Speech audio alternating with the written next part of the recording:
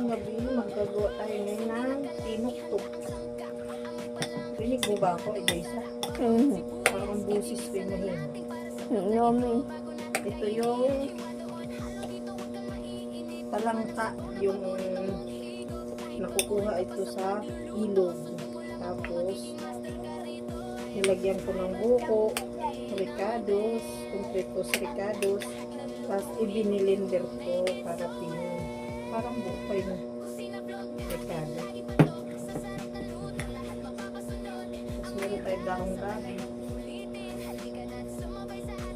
Pabalot natin siya.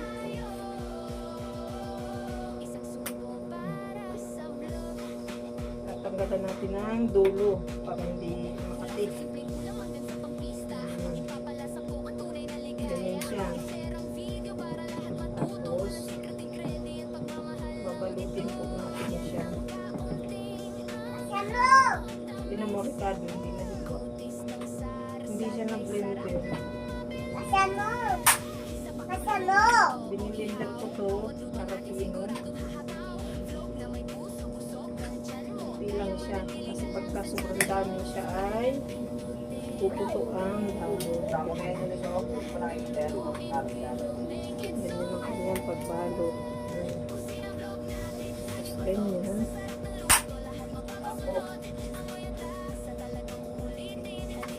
Ito hindi ito maanghang. Bubukulan natin ang ginanghang yung mga bata.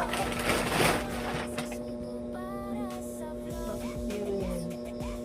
Tapos tatalian natin ang sinuli.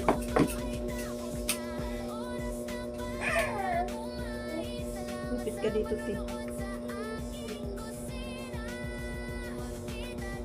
Ganyan, paikot. Huwag naman sobrang dami kasi yung iba naglalagay nito.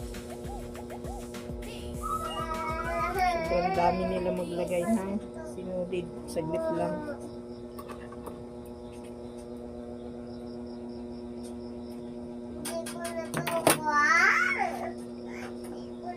Ang problema niyan, Eunice.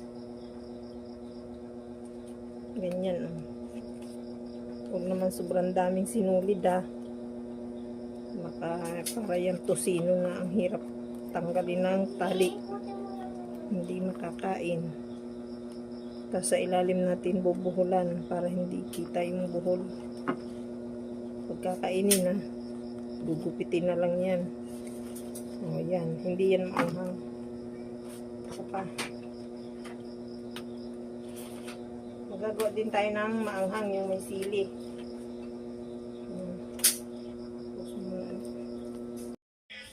Yan. Tapos na tayo dun sa hindi maanghang. Ang gagawin natin ay yung may anghang naman.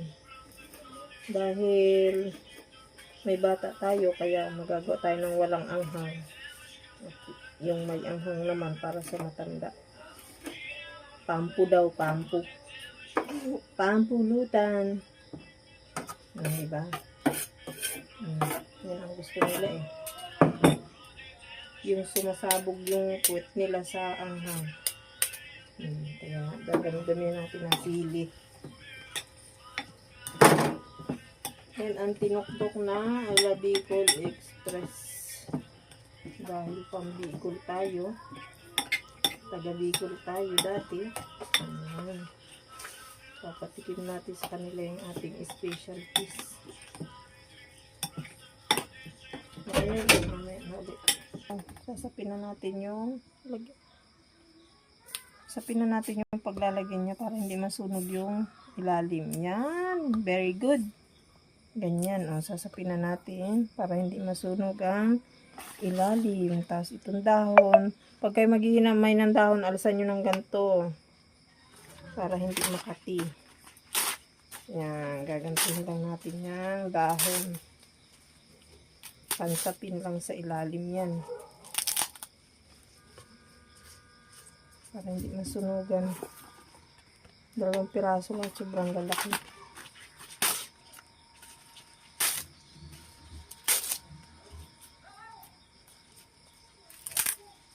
Yan, ganyan. Tapos patas na natin siya. Unahin natin itong maanghang. Hindi yan kasya Binson, sabi ko sa iyo. Ilang piraso pala. Ilipat. Ilipat, hindi kasya oh. Tatlong piraso pa lang, hindi na. Puno na agad. Okay, nilisan. Una natin yung maanghang. Ito yung maanghang kulay. Kulay ng sinulid, iba. Sunod natin yung hindi maanghang.